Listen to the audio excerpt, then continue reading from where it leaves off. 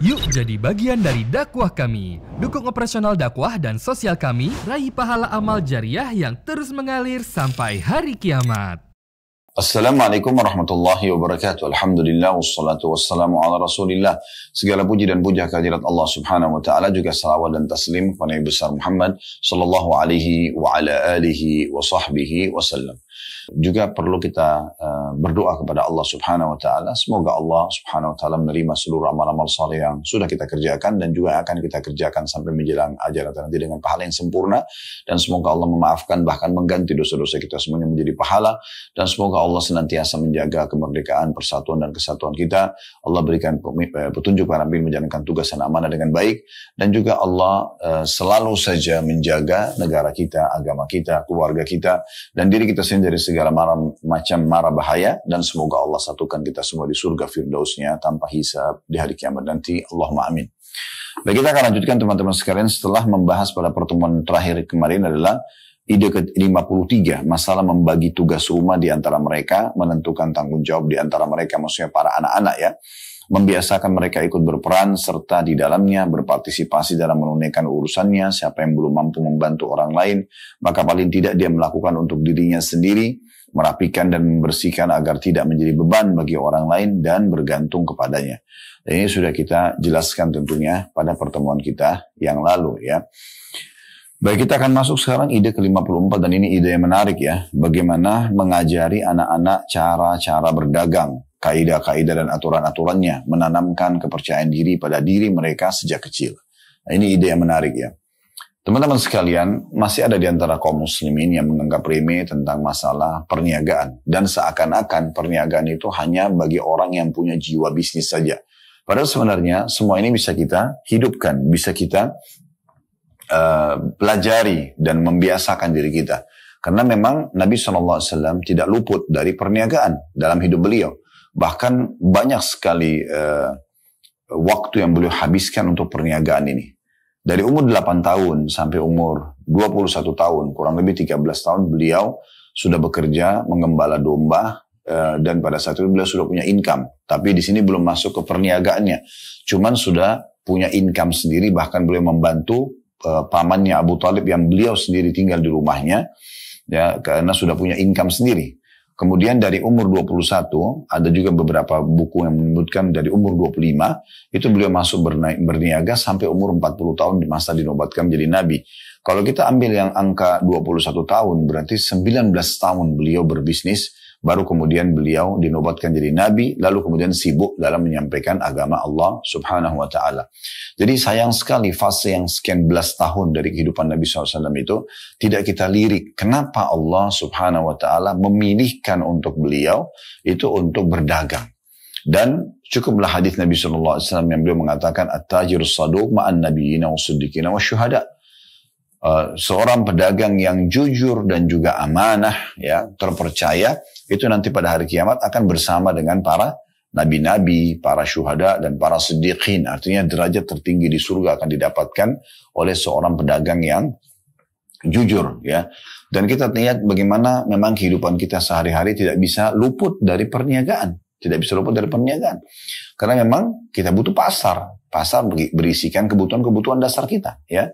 Apakah itu makanan, minuman, pakaian, ya apa saja ya, yang kita butuh dan tidak asing bagi kita. Setiap hari kita berinteraksi dengan pasar, dan pasar ini tentunya sekarang sudah ada yang lebih modern, mall misalnya, ya supermarket, hypermart dan seterusnya. Maka semua itu teman-teman sekalian berarti membutuhkan ada komponennya. Ada pedagangnya, ada produknya, ada sistem yang digunakan, dan ada konsumen yang belanja, kan gitu. Nah ini semuanya teman-teman sekalian berarti menandakan memang ada hal itu dalam kehidupan kita sehari-hari, dan Islam datang mengatur itu. Oleh karena itu sangat bijak kalau orang tua tidak membiarkan anaknya tidak memahami masalah ini. Baik laki-laki atau perempuan, minimal mereka tahu bagaimana memilih produk yang bagus, ya, berkualitas, bagaimana mereka mengetahui harga, menawar harga, mengadakan perbandingan harga antara satu produk dan produk yang lain, antara store satu dengan store yang lainnya. Dan bagaimana mereka juga bisa ya berdagang, berjualan dari produk-produk yang sudah ada misalnya, atau yang sudah mereka milikin, kemudian bagaimana mereka mengatur berapa kira-kira persentase keuntungannya, bagaimana kalau mereka menghadapi stek dalam atau vakum dalam pasar ya, pada saat memang pasar itu sudah tidak bisa lagi jalan ya. Ini step-step terus bertahap ya. Tentunya tidak semua kita ajarkan di awal mereka masih kecil, tapi paling tidak mereka tahu, oh ini kalau kita bawa ke supermarket, ini loh transaksi itu seperti ini. Pilih produk, ditaruh di keranjangnya, kemudian kita bayar di kasir, ya, kita antri dengan rapi, itu kan semua aturan-aturan dan adab-adabnya ya. Kemudian bayar ya dengan sistem yang sudah ada, apakah cash ataupun transfer atau mungkin banyak lah sistem sekarang, ada QRIS dan seterusnya. Kemudian juga baru dia boleh menikmatin produk tersebut misalnya. Nah juga kita berikan gambaran. Nah nanti juga nak, kalau kamu sudah besar, bisa saja membuka swalayan seperti ini misalnya, atau store seperti ini misalnya, atau ya bahasa apa gitu ya, produk yang sedang kita beli sehingga dia paham, termasuk misalnya konveksi pakaian, ya, restoran, jasa, ya, travel dan seterusnya. Maka mereka tuh minimal punya gambaran global dulu. Awal stepnya adalah bagaimana mereka bertransaksi yang benar, bagaimana mereka pilih produk yang berkualitas, bagaimana mereka juga membandingkan harga, ya, kemudian mereka mengisi di keranjang belanja, kemudian mereka ke kasir, contoh. Udah itu step berjalan, setelah itu kita pindah ke step selanjutnya, misalnya mengajarkan kepada mereka untuk berhemat memilih produk-produk yang dibutuhkan sesuai dengan kebutuhan dan bukan keinginan.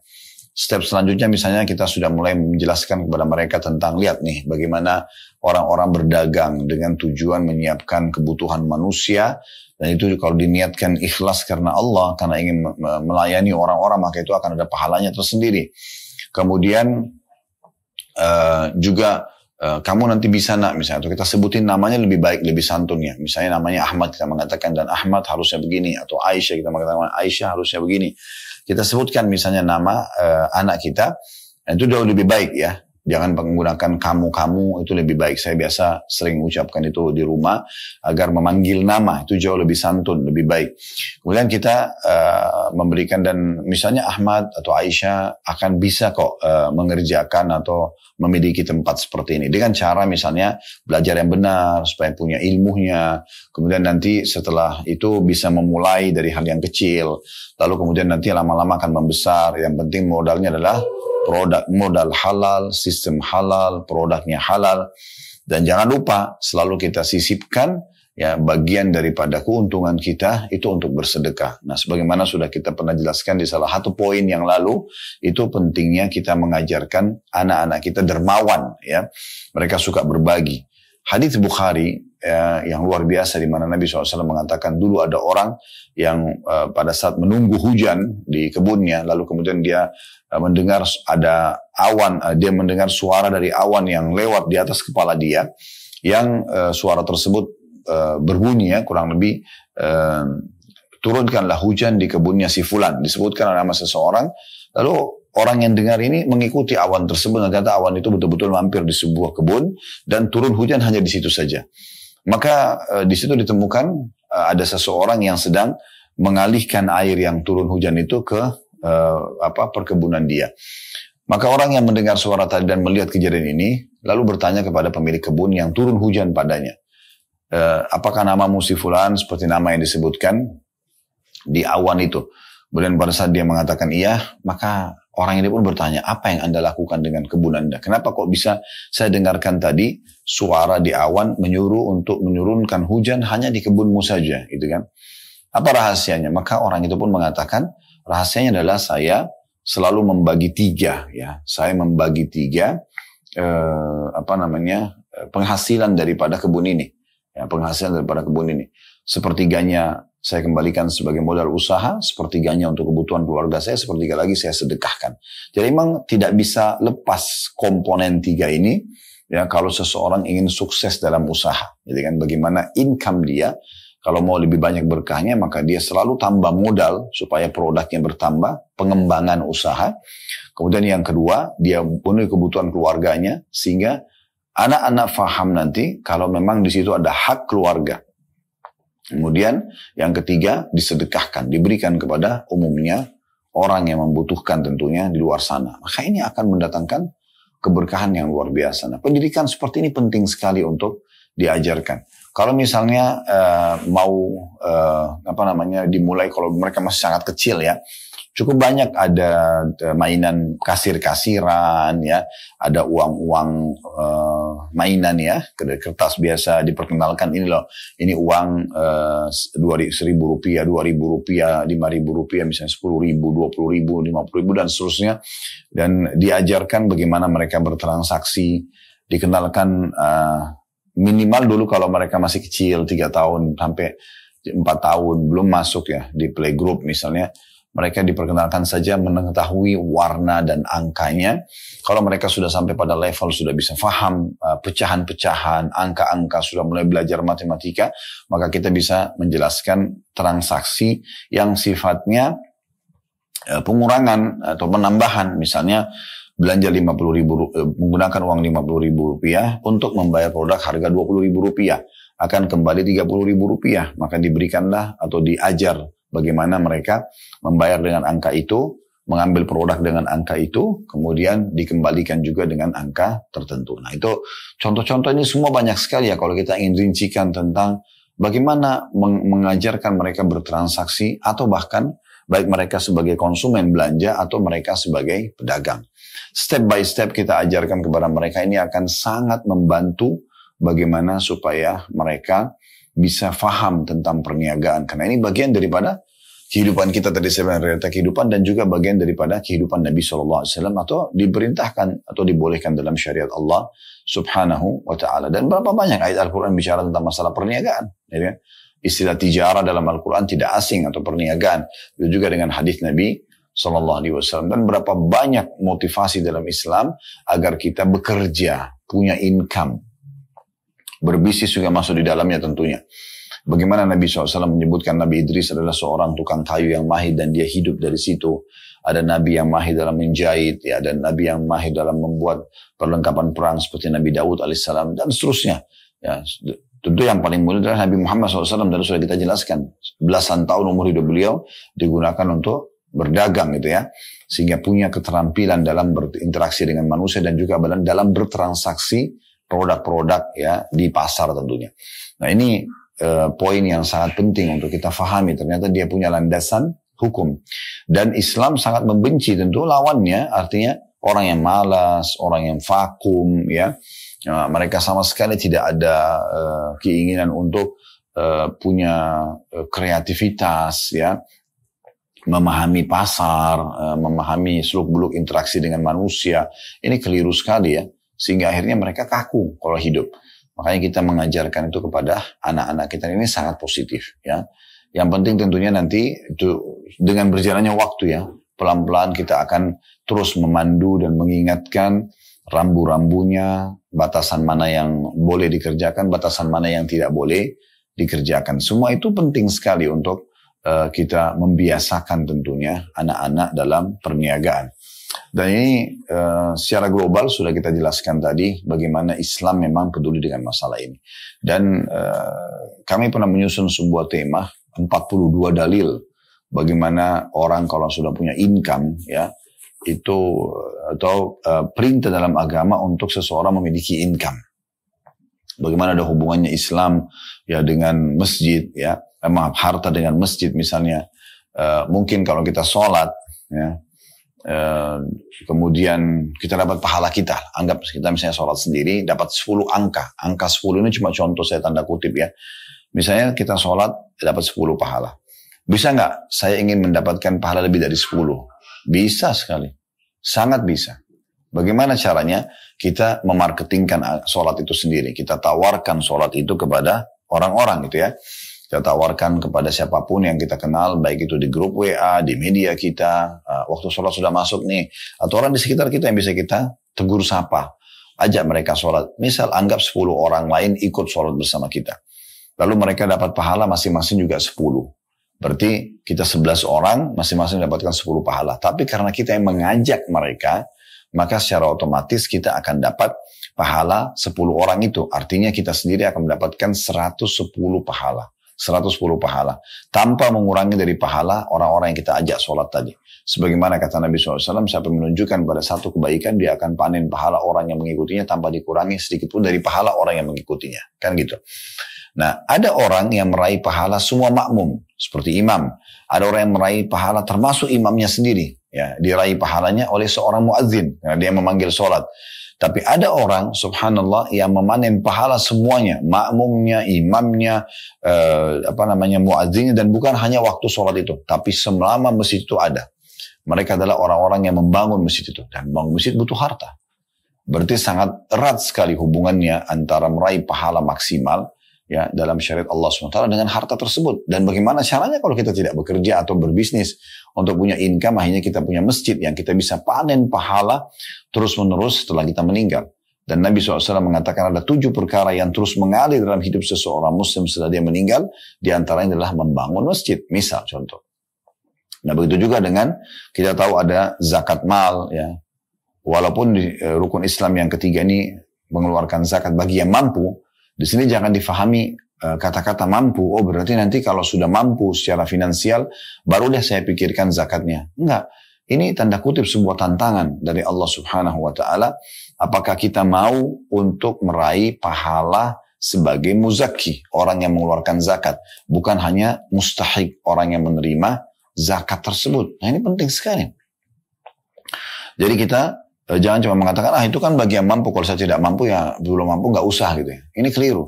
Tapi bagaimana kita mengatakan, oh berarti ini saya harus bisa meraih pahala zakat. Paling tidak sebelum saya meninggal. Sehingga kita harus punya income dulu, dan harta itu tersimpan masa 1 tahun untuk haulnya, kemudian mencapai kurang lebih 85 gram emas atau 595 gram perak, lalu dikeluarkanlah 2,5%-nya sebagai zakat. Itu kan berarti ada hubungannya antara ibadah ini dengan harta. Haji, umroh, ya itu ada hubungannya sekali dengan harta gitu kan. Bagaimana Nabi SAW mengatakan itu haji bagi yang mampu. Mampu sini secara fisik dan secara finansial. Kalau kita tidak punya income, kita tidak bekerja, tidak berdagang, tidak berbisnis, bagaimana caranya kita bisa mengerjakan ibadah ini? Kan gitu. Tentu saja ini salah satu ibadah yang harusnya jangan diambil poinnya, itu kan bagi yang mampu. Yaudah saya belum mampu. Enggak. Kita harusnya jadikan tanda kutip tadi saya bilang sebagai tanda kutip ya, tantangan dari Allah Subhanahu wa Ta'ala. Mau enggak kita ini ya meraih pahala haji tersebut ya, walaupun cuma sekali seumur hidup sebelum kita meninggal dunia. Itu kan poin penting sekali. Dan bagaimana silaturahim keluarga juga ada hubungannya dengan harta ya, dengan kita misalnya safar ke satu kota untuk berbakti dengan kedua orang tua kita misalnya, kan butuh biaya transportasi. Silaturahim keluarga secara umum yang kata Nabi SAW, siapa yang ingin dipanjangkan umurnya, diluaskan rezekinya, maka dia melanjutkan hubungan silaturahim. Ini juga butuh harta, gitu kan? Berbakti dengan orang tua sangat luar biasa hubungannya dengan harta, karena kita bisa membahagiakan mereka dengan harta. Bahkan orang tua kita pun walaupun sudah mampu, tetap boleh kita membahagiakan mereka dengan harta. Nah, ini poin penting ya untuk kita garis bawahi teman-teman sekalian. Nah, begitu juga banyak sekali ya dengan kegiatan kita sehari-hari gitu ya, menuntut ilmu butuh harta. Dinukil bahwa Imam Malik rahimahullah ya, sampai menjual atap rumahnya untuk menuntut ilmu. Dan sebagian ulama salaf mengatakan tidak akan pernah meraih tingkat tertinggi dari ilmu itu kecuali seseorang sudah siap untuk bangkrut. Artinya dia mengeluarkan semua biaya hidupnya untuk sekolah, untuk belajar kan gitu. Itu butuh uang. Maka sangat dibutuhkan sumber income tersebut.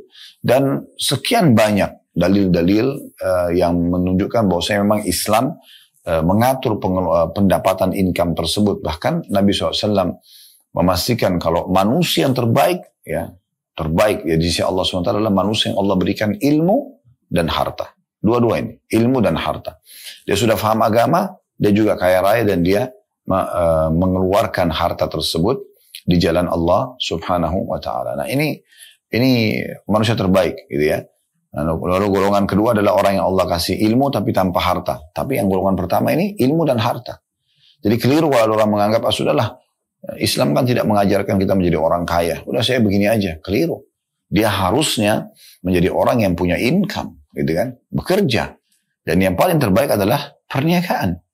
Karena ini setiap hari kita bisa lakukan. Dan terlalu banyak produk yang merupakan kebutuhan sehari-hari. Bukankah sekarang perusahaan-perusahaan besar itu karena jual kebutuhan sehari-hari di minimarket yang kecil misalnya, atau di supermarket atau di hipermarket, itu semuanya kebutuhan sehari-hari.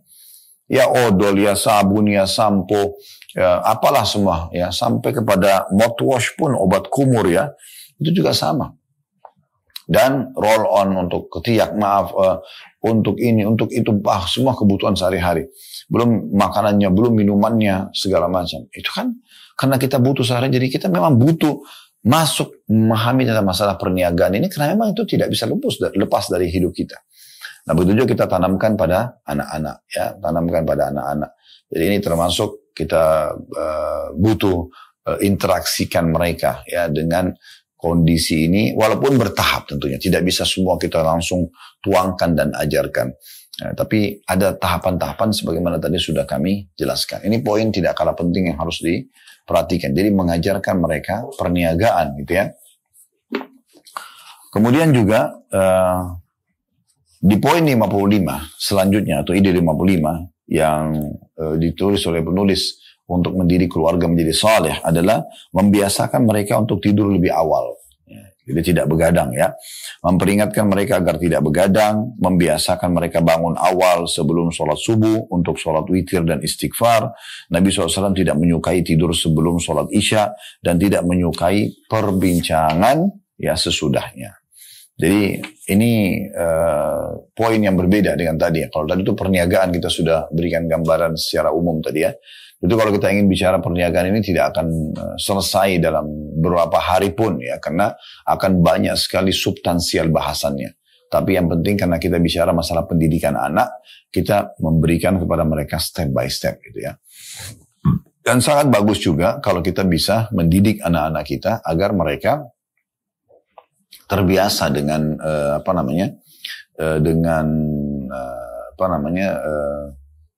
bertransaksi, ya. Dan kita coba biasakan untuk mereka bertransaksi, itu sangat baik. Nah, kalau di poin ide 55 ini bagaimana juga mengatur pola atau manajemen tidur mereka. Ini juga termasuk hal yang penting, ya, karena anak-anak itu sangat aktif mereka. Jadi dimulai mungkin, ya, kalau bapak ibu ingin menidurkan anaknya, kami sarankan di Kailula, di siang hari, ya. Itu menjelang duhur atau selepas duhur. Ya, kayak waktu kita sekarang ini namanya waktu Kailula. Ya, ada cukup riwayat menjelaskan kepada kita dari Nabi SAW berhubungan dengan masalah ini. Seperti misalnya berkailula karena syaitan tidak berkailula atau tidur siang, ya. Kalau mungkin kita istirahat. Nah, juga tentu ada penelitian medis yang menjelaskan tentang masalah keutamaan orang yang beristirahat, gitu, ya. Terutama termasuk dalam siang hari selain malam hari. Nah, ini kita membiasakan. Kalau bapak ibu ingin anak-anak supaya mereka cukup, ya, energi untuk aktivitas sehari-hari mereka, kalaupun mereka harus tidur, mereka tidurnya siang hari. Jangan ditidurkan selepas asar atau apalagi selepas maghrib, karena ini biasanya akan sangat berefek kepada tidur malamnya. Berapa banyak orang tua kewalahan dalam menemani anak-anak mereka, hanya begadang sampai jam 12, jam 1 malam, jam 2 malam, karena memang anak-anak ini dibiarkan tidur, ya, menjelang maghrib, apalagi habis maghrib, ya, ini kadang-kadang atau habis asar, ini biasanya membuat mereka jadi melek dan mereka tidak ada beban. Anak-anak itu tidak ada beban, ya. Mereka tidak menganggap, besok kan saya harus kerja apa. Enggak, dan bagi mereka, ya sudah, saya tidak ngantuk, saya main. Dan kita sebagai orang tua tentu punya program-program kegiatan esok harinya. Tidak mungkin kita menghabiskan waktu dengan anak-anak terus-menerus, sementara kita sendiri harus beristirahat juga, kan gitu. Jadi sebenarnya tinggal bagaimana mengatur, memanage waktu istirahat mereka. Itu yang dititik beratkan, ya. Apalagi memang dalam Islam dianjurkan untuk istirahat saja, ya. Di malam hari pun kita istirahat, gitu, ya. Dan insya Allah kita di sini disarankan oleh penulis kalau bisa dibiasakan bangun sebelum subuh. Kalau mereka tidur lebih cepat kan bangun. Nah, itu diajarin. Ini waktu-waktu mustajab doa, ya, nak. Misalnya kita berdoa, kita beristighfar, atau kita sholat malam dan kita ajak mereka juga ikut dalam mengerjakan sholat malam tersebut. Ini hal yang positif sekali. Ya, semoga Allah SWT memudahkan kita untuk mengamalkan tentu, ya. Jadi jangan disia-siakan peluang untuk mendidik mereka dalam masalah-masalah seperti ini. Dan dijelaskan bahwasanya Nabi SAW, dan ini juga sebagai informasi buat Anda, ya. Nabi SAW itu sangat tidak suka tidur sebelum isya, ya. Jadi maghrib itu tidur itu Nabi SAW tidak suka karena memang bukan waktu tidur di saat itu. Khawatir isyanya lepas. Tapi selepas isya ya itu waktu istirahat. Ya, dikatakan bahwasanya Nabi SAW itu suka atau tidak suka tidur sebelum isya dan beliau tidak suka ngobrol selepas isya. Kecuali darurat. Artinya beliau istirahat selepas isya. Nanti di malam hari jam 2, jam 3 menjelang subuh itu sudah bangun dan untuk mengerjakan sholat tahajud. Ya, sehingga tahajudnya didapatkan, juga sholat subuhnya didapatkan. Nah ini perlu sekali untuk dididik anak-anak. Jangan bilang, mereka kan masih kecil, nggak perlu deh ngajarin sholat dulu, nggak perlu deh ajarin istighfar dulu, nggak perlu deh ajarin puasa dulu, dan seterusnya. Ini keliru ini. Kita harus membiasakan mereka, karena itu akan menjadi pola hidup mereka ke depan. Ya. Jadi dimotivasi, diajak. Walaupun mereka ngantuk, kita ajak, kita bujuk, ya. Ini nanti Ramadan nih, mau datang Ramadan, mau tiba Ramadan, jangan menganggap mereka nggak usah disuruh puasa. Ajak, motivasi mereka. Mereka tuh semangat ingin mencoba. Dan pada saat yang berhasil mencapai azan maghrib sampai seharian puasa, berikan mereka ya reward ya atau hadiah, bonus ya. Dan tidak ada masalah memuji kalau mereka masih belum balik dengan amal-amalnya ya, karena kalau sudah balik tidak boleh kita puji amalnya ya, karena memuji amal seorang mukmin itu dilarang oleh Nabi SAW. Sebagaimana dinukil sebuah riwayat, ada seorang sahabat sholatnya sangat indah, lalu ada sahabat yang lain berkata di hadapan Nabi SAW, ya Rasulullah, saya suka sekali sholatnya orang ini. Kebetulan yang dipuji itu tidak mendengar, dia agak jauh. Maka kata Nabi SAW, jangan kau perdengarkan dia, karena kalau dia dengar, maka engkau telah membinasakannya. Karena dia bisa riak gitu ya. Tapi kalau masih kecil itu tidak ada masalah. Kita puji mereka. Kita support mereka. Ajak mereka untuk sholat 5 waktu tepat waktu. Ya, yang bisa anak-anak diajak ke masjid, kerjakan ke masjid. Atau kalau yang anak laki-laki, kalau anak perempuan bisa diajak sholat di rumah. Dan dibiasakan ya. Dibiasakan. Pokoknya azan langsung ajak sholat. Ya, biasakan itu. Jadi hidup mereka tuh tahu azan itu waktu sholat. Ya. Saya kadang-kadang di rumah biasa gitu, kalau azan, udah saya sebelum azan sudah siap-siap. Mereka udah tahu, bahkan ada yang kadang-kadang anak-anak minta ikut ke masjid. Oke, saya ajak. Jadi mereka sudah tahu, sebelum azan pun mereka sudah mengingatkan. Ya, abati sebentar lagi azan misalnya. Oke, saya akhirnya jalan bersama mereka untuk mengerjakan sholat tersebut ya. Dan semoga saja saya berharap di waktu-waktu yang saya sedang tidak di rumah, istri bisa juga menerapkannya ya, karena tugas saya mengingatkan gitu ya. Tapi saya tidak tahu apakah itu dikerjakan atau tidak. Semoga saja bisa dijalankan, dan saya berharap sekali tentunya Allah Subhanahu Wa Taala mudahkan saya dan juga Bapak Ibu sekalian menjadi keluarga-keluarga yang sangat patuh dengan Allah Subhanahu Wa Taala atau kepada Allah Subhanahu Wa Taala. Itu tidak mungkin tanpa dididik dan dibiasakan. Nah, ini kita harus biasakan. Nah, jadi kita membiasakan mereka bangun, sholat, ya, beristighfar di waktu tahajud, menjaga sholat 5 waktu, ya, dan juga memanage dengan rapi, ya, waktu tidurnya. Ya. Imam Abu Dawud dalam Sunan beliau menulis khusus bab namanya bab Nahar Anis Samr, larangan untuk begadang. Di sini larangannya adalah makruh, ya. Ya, kalau ada orang yang darurat, dia isi taklim, ya, atau dia hadir pengajian, atau silaturahim keluarga, atau suami istri, ya, menghabiskan waktu berdua, gitu kan. Memang waktu mereka di malam hari, apakah bercanda, apakah biologis, karena itu tidak masuk dalam hal yang dilarang, maka itu boleh-boleh saja. Tetapi kalau orang menghabiskan waktu omong kosong, mohon maaf, main gaple, main catur, omong kosong yang memang membuang waktu. Bahkan kadang-kadang ada, subhanallah, semoga Allah berikan hidayah, ada di antara kaum muslimin, mereka kadang-kadang bahkan kumpul, buang-buang waktu, lalu mereka saling tahan-menahan, tidak mau pulang ke rumah untuk kumpul sama istri dan anak-anak, atau istirahat hanya dengan kata-kata misalnya dari sebagian mereka, ini siapa yang pulang dulu berarti takut sama istrinya nih. Padahal sebenarnya bukan masalah takut atau tidak takut di sini. Permasalahannya adalah kita memberikan hak keluarga kita dan memberikan hak diri kita. Beristirahat yang cukup itu sangat baik ya. Kalau berkumpul antara istirahat yang cukup, makanan yang cukup juga sehat ya, dan berolahraga, maka insya Allah itu akan mendatangkan kesehatan. Itu adalah hal yang sangat baik ya. Jadi ini berhubungan dengan masalah manajemen tidur ya. Kemudian selanjutnya poin atau ide ke-56 Bapak Ibu sekalian, melatih mereka melakukan pekerjaan keterampilan yang bermanfaat seperti perkayuan, perbengkelan, pertanian dan lainnya untuk laki-laki, sedangkan untuk wanita seperti menjahit, menenun dan menyulam, dan mendorong mereka untuk memanfaatkan waktu ruang dengan kegiatan yang bermanfaat. Ini keterampilan-keterampilan juga bisa ya. Mungkin kalau mereka masih sangat kecil, 3 tahun, 4 tahun ya, 5 tahun mungkin kita bisa pada saat Bapak Ibu belikan mainan, jadi mainan ini harusnya bermanfaat. Ya, nah, mungkin ada, saya pernah beli beberapa jenis mainan itu memang mengajarkan mereka keterampilan itu ya, memperkenalkan ini gergaji, ini obeng ya, ini tang dan seterusnya lah ya, perlengkapan itu. Walaupun kita tidak ingin mungkin anak kita menjadi seorang tukang nanti, tapi dia tahu itu alat-alat ini fungsinya untuk ini ya, digunakan untuk ini misalnya ya, supaya mereka juga tidak salah gunakan. Karena kalau mereka tidak tahu palu itu untuk apa, bisa saja mereka ambil lalu mereka pukul ke saudaranya misal. Tapi kan kalau kita sampaikan tentang fungsinya ya dan digunakan untuk apa, maka insya Allah akan jauh lebih tepat. Cukup banyak sekarang permainan-permainan anak yang mengarah kepada keterampilan itu ya. Nah, tidak ada salahnya kita coba gitu ya. Kita berikan mainan jahitan atau masak-masakan kalau anak perempuan ya, daripada Anda berikan boneka yang tidak jelas boneka itu statusnya apa gitu ya. Apalagi kalau mengajarkan kepada anak-anak kita pakaian berbusana yang terbuka. Kita kan sedang, kalau memberikan mainan kepada anak-anak, teman-teman, kita seperti sedang menitip sebuah pesan kepada mereka. Pesan ya. Jadi mohon maaf, misalnya ada kita memberikan buat anak kita boneka Barbie, misal contoh. Ada pesan tuh. Pesannya apa? Oh ternyata boleh buat boneka. Ini sudah pesan keliru dalam Islam. Karena kita tidak boleh buat patung ataupun boneka. Kan gitu. Kemudian pakaiannya, ada pesannya tuh, karena dipakein pakaian misalnya si boneka itu, pakaiannya misalnya terbuka auratnya, itu kan pesannya tanpa kita sadari kepada anak-anak, ini bahaya sekali, karena mereka merekam, oh ternyata untuk cantik itu harus begini ya, misal contoh.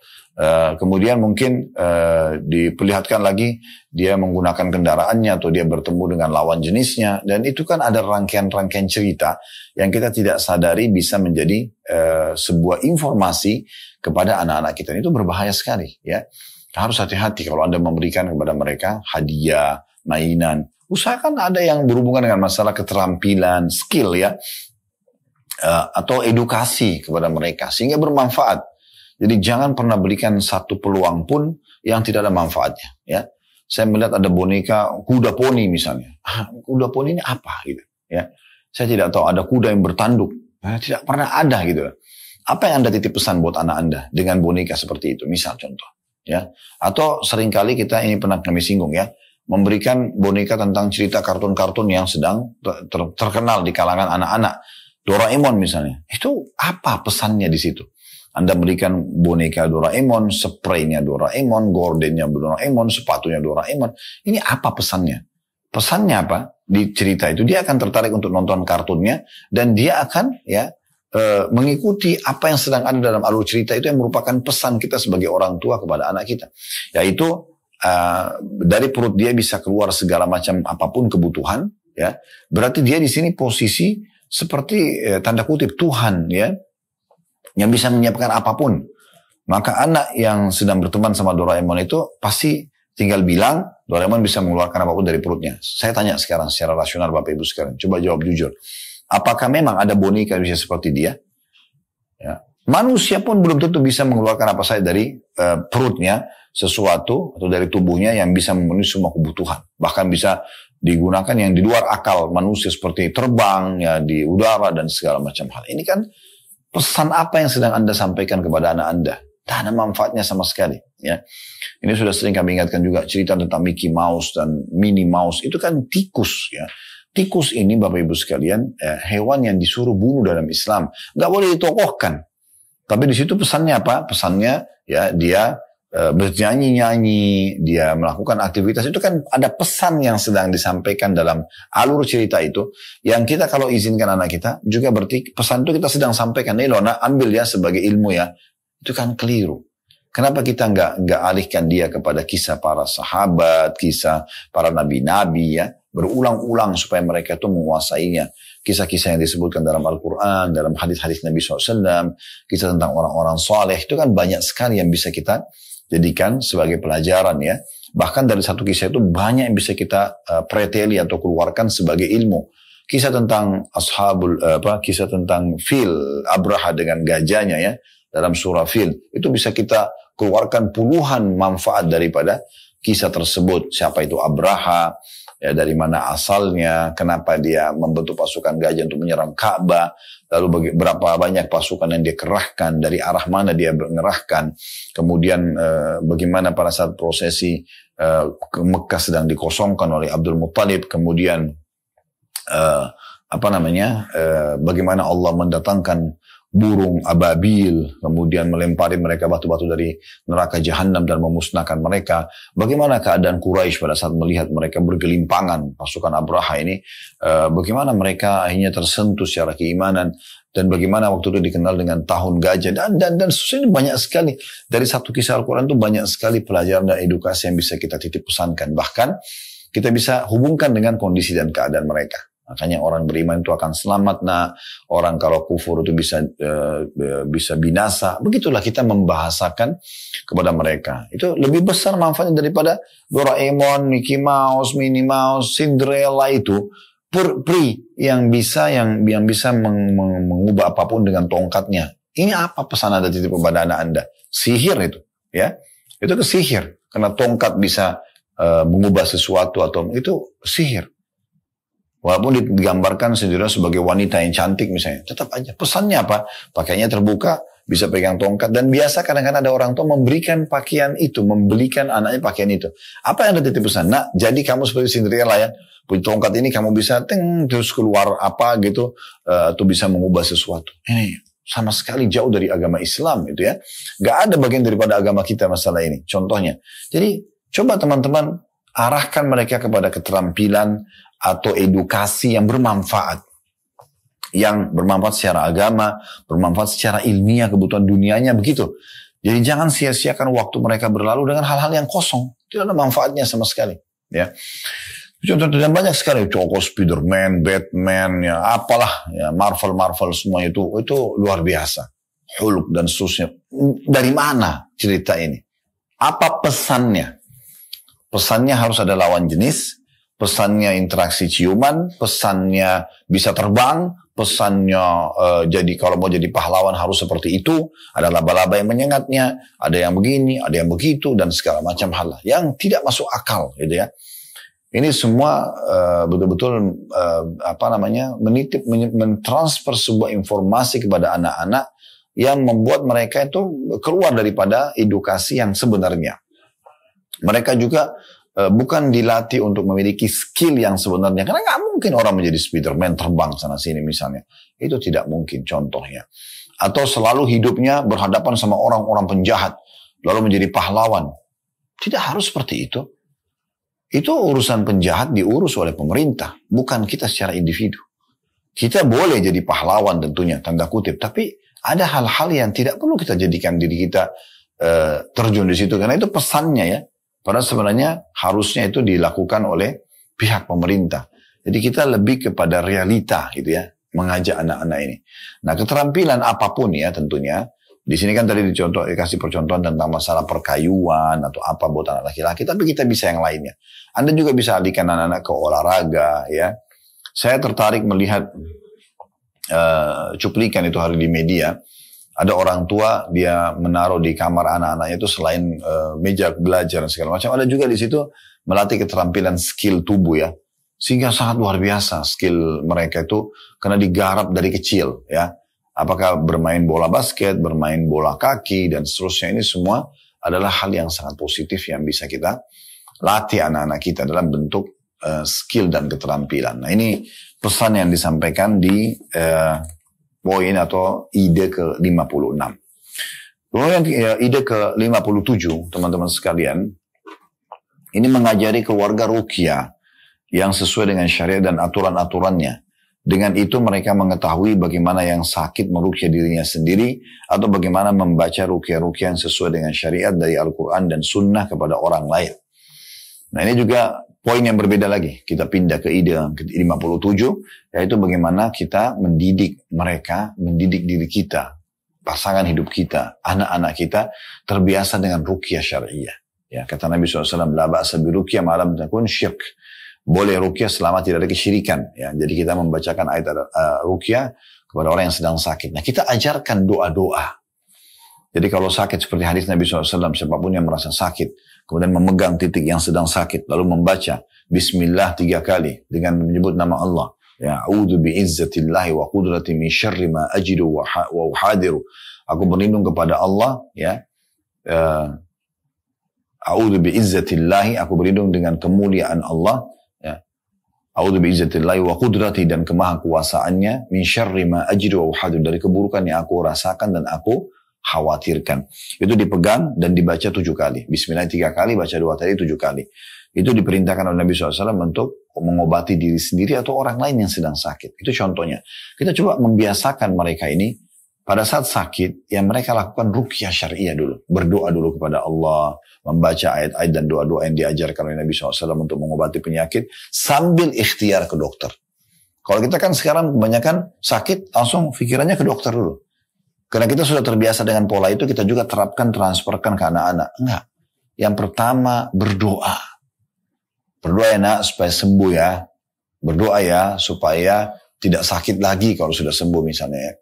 Kita ajarkan. Lalu kita ajarkan doa. Doa-doa ya. Minimal mereka memulai sesuatu dengan Bismillah misalnya. Gitu kan. Mengakhiri dengan Alhamdulillah. Kalau kita bisa ajarkan doa-doa ruqyah sangat baik ya. Doa mau tidur, doa mau makan, doa bangun tidur, doa masuk kamar mandi, keluar kamar mandi, doa pakai baju, doa buka baju, dan seterusnya. Semua itu kita harus membiasakan. Termasuk dalam masalah doa-doa ini kan semua dalam ruqyah syariah ya. Karena orang kalau baca doa berarti dia minta perlindungan kepada Allah Subhanahu wa taala. Maka otomatis makanannya, minumannya, pakaiannya, aktivitasnya semua dilindungi oleh Allah Subhanahu wa taala. Itu sangat baik. Kita membiasakan mereka untuk bisa ruqyah ya. Nah itu jangan dianggap karena masih kecil belum paham, dibiasakan sehingga mereka tahu gitu ya. Bukan mustahil kalau kita ajarkan, mungkin kita lagi sakit, dia juga memegang titik kita yang sedang sakit lalu dia bacakan doa ruqyah, sangat bagus. Dan kita bisa memujinya gitu ya dengan pola itu. Dinukil dari Aisyah radhiyallahu anha, dia berkata, Nabi sallallahu alaihi wasallam kana yanfuthu ala nafsi fil maradi alladhi mata fihi bil muawwidat. Falamma thaqula kuntu anfidu alaihi bihinna wa amsahu biyadi nafsihi li barakatiha. Nabi SAW meniup atas diri beliau dengan al-mu'awwidzat atau doa-doa dan ayat-ayat Al-Quran yang berisi perlindungan ya, memohon kepada Allah dilindungi dari mara bahaya. Jadi saya ulangi lagi, dikatakan oleh Aisyah radhiyallahu anha, Nabi SAW meniup atas diri beliau dengan al-mu'awwidzat saat beliau sakit yang akhirnya beliau meninggal dunia.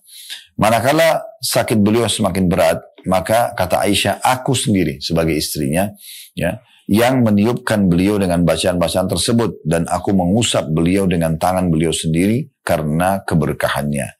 Hadis ini diriwayatkan oleh Imam Bukhari. Jadi bagaimana Nabi SAW seringkali meruqyah diri beliau sendiri, baca ayat, ya, baca hadits-hadits doa-doa tentang ruqyah, kemudian meniup telapak tangan lalu diusap. Tentu kalau Anda mau lebih jauh bahas ini, ada bab sendiri tentang masalah ruqyah. Anda bisa ketik doa-doa ruqyah syariah, insya Allah di Google Anda akan temukan banyak sekali artikel. Anda juga mau dengar audio, mau visual, semua Anda bisa dapatkan di YouTube, di Instagram, di media kami pun insya Allah ada. Ya, kami pernah bedah, seingat saya waktu itu di Amerika, waktu itu di Washington DC, kebetulan kita bedah tentang ruqyah syariah hampir 2,5 jam atau 3 jam ya. Beda buku yang ditulis oleh Syekh Idan tentang masalah itu, dalil-dalil, dan di situ penekanan luar biasa oleh beliau, penulis buku. Beliau mengatakan bahwasanya keliru kalau orang menganggap ruqyah syariah hanya untuk orang kesurupan setan saja. Yang benar adalah ruqyah syariah untuk semua penyakit, semua was-was. Kita ruqyah syariah, baru kemudian ikhtiar medis. Nah itu yang benar. Dan ada metode yang sudah kami ajarkan, cara membacanya dan meniupkan ke telapak tangan lalu mengusap ke tubuh. Tentunya ini yang sering mengikuti media kami tidak asing dengan metode ruqyah syariah ya. Dan di sini Nabi SAW sering melakukan itu, dan kata Aisyah waktu beliau lagi sakit keras, maka saya yang melakukan itu, kata Aisyah. Padahal sebenarnya Nabi siapa, Aisyah siapa gitu ya. Tapi Aisyah tetap melakukan, kan itu sunnah Nabi SAW. Beliau sendiri membaca doa-doa ruqyah, kemudian beliau meniupkan ke telapak tangan Nabi SAW lalu mengusap dengan telapak tangan Nabi sendiri, karena keberkahan telapak tangan Nabi tentunya beda dengan tangan yang lainnya. Dan dalam sebuah riwayat, falamma ishtaka kana ya'muruni an af'ala dzalika bihi. Maka manakala Nabi SAW sakit, ini dalam riwayat lain Aisyah mengatakan, maka beliau menyuruhku melakukan hal itu untuk beliau. Maksudnya membaca doa-doa dan ayat-ayat tentang muawwidzat, ya, yang minta perlindungan kepada Allah dari penyakit atau mara bahaya itu, lalu meniupkan ke tubuh. Itu ada footnote di bawah, disebutkan, diriwayatkan oleh Bukhari. Juga Aisyah berkata radhiyallahu anha dalam riwayat yang ketiga, anna Nabi SAW kana yu'awwidu ba'da ahli, yamsahu biyadihi al-yumna wa yaqul Allahumma rabban nas adhibil ba's. Bahwasanya Nabi SAW memohon perlindungan untuk keluarga beliau. Beliau mengusap dengan tangan kanan beliau dan beliau mengucapkan, ya Allah Tuhannya manusia, singkirkanlah penyakit ini. Ini diantara salah satu potongan ruqyah. Nah ini teman-teman sekalian, poin yang sangat luar biasa berhubungan dengan masalah ruqyah syariah. Tentu kalau kita ingin bahas ini panjang lebar ya tentang masalah ruqyah syariah. Dan ada bahasan sendiri. Tapi yang jelas yang kita ingin sampaikan pesan di kesempatan ini, teman-teman dahulukan doa. Dahulukan doa-doa yang diajarkan Nabi SAW dalam ruqyah seperti potongan ayat Al-Quran, doa-doa dalam hadis-hadis Nabi SAW, itu dahulukan dulu. Baru kemudian kita ikhtiar medis. Karena medis itu hanya penyempurnanya. Asalnya sebenarnya pengobatan dalam syariat adalah menggunakan apa yang telah Allah turunkan dalam Al-Quran dan juga diajarkan oleh Nabi SAW. Jadi kita biasakan buat diri kita, lalu kemudian juga kita ajarkan kepada anak-anak. Nah setelah itu tetap kita ikhtiar medis. Ya. Jangan dibalik ya. Kebanyakan orang kadang-kadang dia malah memang sengaja, sengaja dia justru medis dulu, setelah betul-betul mentok udah nggak bisa lagi apa-apa, baru mereka berdoa kepada Allah Subhanahu Wa Taala sepertiga malam kalau penyakitnya sudah tidak sembuh, ya apalah permasalahannya tidak selesai, baru berdoa terakhir. Keliru. Diajarkan dalam syariat Allah Subhanahu Wa Taala kita berdoa dulu, baru kemudian ya kita makan, berdoa dulu baru kita keluar rumah, berdoa dulu baru masuk kamar mandi, berdoa dulu baru beraktivitas tentunya. Nah ini poin yang tidak kalah penting yang harus kita perhatikan insya Allah. Baik, kedepannya kita akan lanjutkan nanti di poin ke-58 ya, atau ide 58. Jadi kesempatan ini kalau Anda mau bertanya, kita sudah membahas dari poin 54 masalah mengajarkan anak-anak berdagang. Poin nomor 55 membiasakan mereka untuk mengatur pola tidur. Kemudian poin 56 melatih mereka melakukan keterampilan yang bermanfaat ya dan edukasi yang bermanfaat dari kecil seperti anak laki-laki dengan masalah perkayuan, perbengkelan, pertanian yang sudah kita berikan contoh tadi. Untuk perempuan menjahit, menenun, menyulam, mungkin kita juga tadi kasih contoh masak dan segala macam. Kemudian yang 57 yang terakhir kita bahas adalah bagaimana mengajarkan mereka ruqyah syariah. Ada benar dari Allah, ada salah dari saya, mohon dimaafkan. Subhanakallah wa bihamdika, asyhadu an la ilaha illa anta astaghfiruka wa atubu ilaik. Wassalamualaikum warahmatullahi wabarakatuh.